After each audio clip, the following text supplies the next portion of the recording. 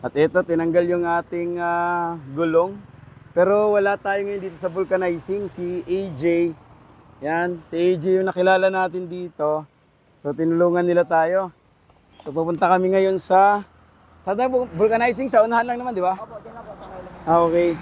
Sa unahan lang kami pupunta. So, tinanggal niya na rin to. Ang galing naman. Timing yung pagkasira ng gulong ko, AJ. Kasi,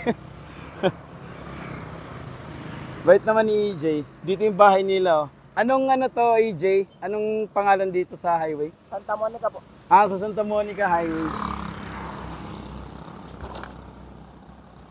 Tapos lagyan natin to ng gas, AJ, yung motor mo mamaya. Anong nangyari dyan? Sira din ba yan? Ano lang po, takot starter. Ah, okay.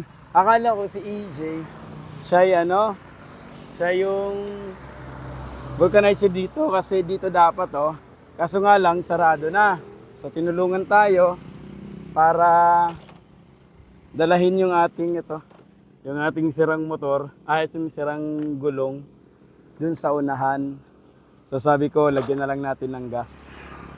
Mukhang may problema din ang kanyang, mukhang may problema din yan ni Jay. Hindi po, ganyan talaga. Ay, ganon. Ang problema nito, challenge. Walang kapangan, wait lang. Ganito na lang. Wait lang, hawak tayo. Yun. Sige. Yan mo na, tsura namin, no? wala akong napaka, no? Ayos, CJ. Yeah. Ganda ng content ko ngayon, AJ, ah.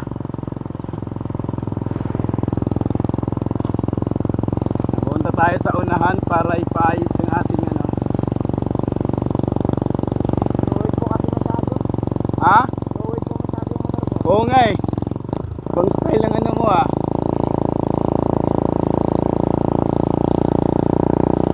So ito yung ating gulong, oh. Dala-dala natin. Timing na timing dahil sa Santa Monica nasiraan tayo. Ngayon naman, may nakita akong vulcanizing. Sarado, akala ko si EJ. Siya yung nagtatrabaho doon sa kanilang shop, hindi pala. So sabi niya, tinulungan na lang tayo. Nalaman ko hindi pala siya nag-vulcanize. So nag-offer siya. Yun ang kagandahan, no? When we meet strangers, talagang dito sa Palawan, mabait. Yan, dito. Yan, dito tayo ngayon sa may vulcanizing area. Yup. Wait lang, G, ha? Kaya, paano po? Na ano lang, na flat. Baka natusok. Thank you so much. Jay, thank you, ha? Yeah, punta tayo sa Caltex mamaya. Lagyan natin to ng lagyan natin tong gas. Meron pa rin naman po. Ilan? Naka-off po. May damo po yan siya. Oh, sige, di bali, full tank natin yan. I-full tank natin, promise.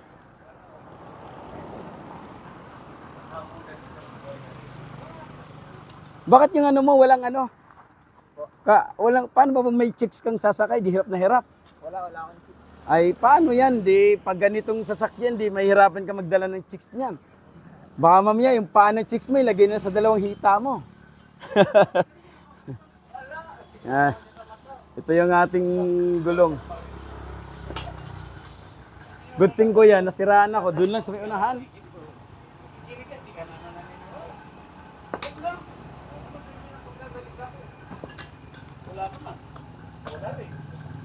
Pagkatapos nito, di dalhin na natin doon.